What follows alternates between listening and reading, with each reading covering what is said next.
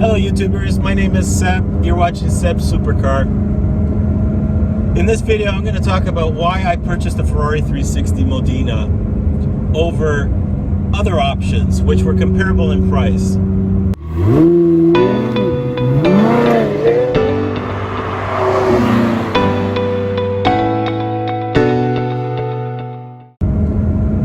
In this video I'm going to talk about why I purchased the Ferrari 360 Modena over other options which were comparable in price.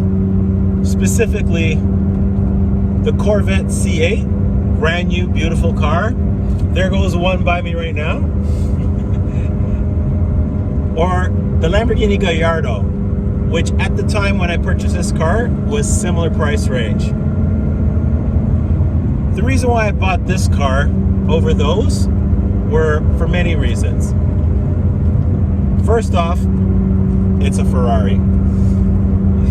At the end of the day, I grew up with a poster of a Ferrari 308 in my bedroom. It's a brand that I think most car enthusiasts have strived towards.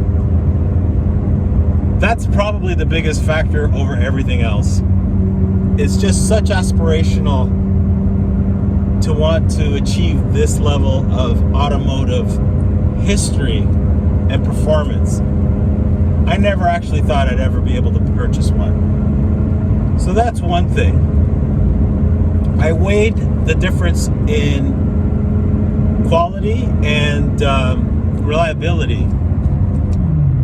Definitely having a brand new C8 would have a lot going for it. Namely, up to 4 or 5 years of warranty. So worry-free driving for any, typical non-wear and tear items.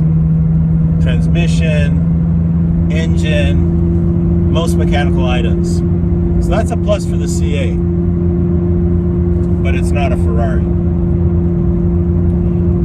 The Lamborghini Gallardo perhaps is a little bit more reliable. The transmission is known to function very well. Most of the car is typically or technically an Audi. So it's got German engineering. That's a plus.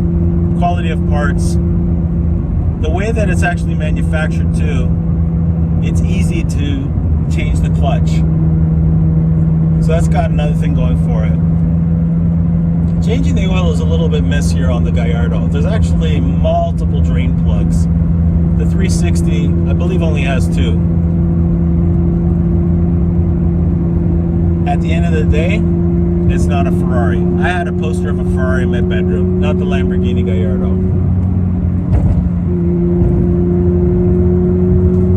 Then there's overall cost of maintenance. So I looked very carefully into this, and as I mentioned, the C8 Corvette definitely over the first 4 to 5 years would be low to no maintenance costs. Might have tires to replace after the first 4 years, definitely oil changes, a little bit expensive, but not, compared to a regular car. So that's probably going to be the lowest cost of maintenance. As far as the Ferrari 360 is concerned, anything major breaks is going to cost a lot of money. But most of the typical failures are low cost, and you can watch some of my videos. I mean, I just did an F1 pump relay, which is a typical failure on this car. It's a $30 part. So there's a lot that you can address yourself. Obviously, a clutch change is a major job. Can be done. Watch Radarosa's channel. You can do it. He did it on his driveway. But that's not something I think I would tackle and most Ferrari drivers would tackle. But this particular model, timing belts are very easy to service. So if you're handy with wrenches, mechanically inclined, it's not difficult to do. compared to the prior models, the 355 and the 348, where you literally have to do an engine out service. You'd have to drop the engine from the car. It's not something that a homeowner can do.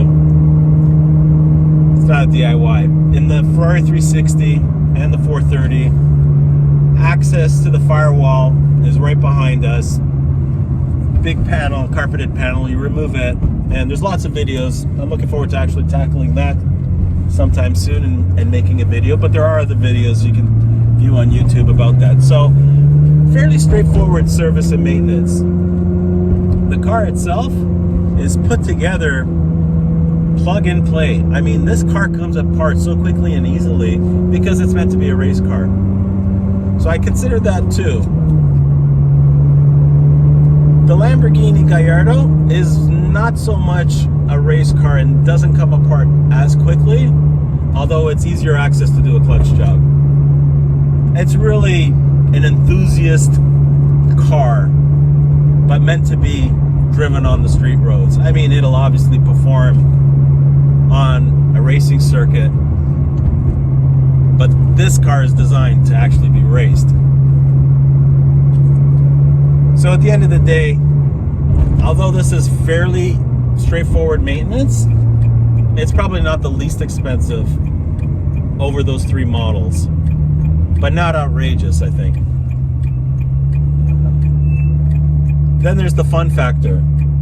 I think all three are probably parallel. The C8 Corvette is 21 years newer than this model, so it's going to have pretty terrific performance. I haven't driven one yet. I'm looking forward to doing that. The Gallardo, I've driven that car, and it's got very similar performance to this Ferrari 360. The one thing I'll say about the Ferrari 360 over the Gallardo and the C8 Corvette is the cockpit. It's very comfortable. This is a nice Grand Tour, and I've gone on several drives with my wife. We'll take it up north by the countryside. It's really enjoyable. Tons of room. You know, there's room behind the seats. It's got a big frunk. But the Gallardo's a little tighter. It's much more aggressive. And the C8 Corvette is a very tight cockpit. You know, it's got that giant center pillar with all the switches on it. It's a little bit more of an individual driving car, which this can be too. But, you know, let's face it, how many of us are going to be, you know, boogieing around a race car track?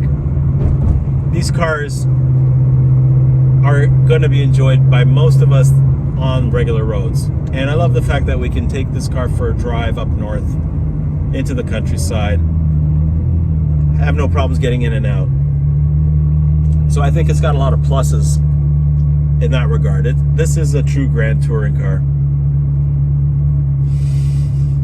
So just someone waving hello. You get that a lot in this car. That could be another factor.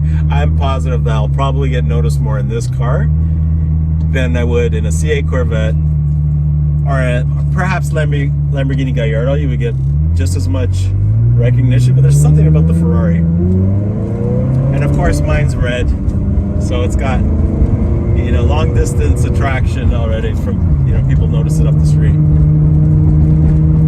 At the end of the day, I've always wanted a Ferrari. That was the biggest factor, but I have considered all those others that I mentioned. I'm quite happy with this car. I'm curious to know what you think, comparing those three cars, which way you would go. So please make some comments. And if you enjoyed this video, please like it, subscribe to my channel so I can view other content from me enjoying this beautiful Ferrari 360 Modena. Thanks for watching.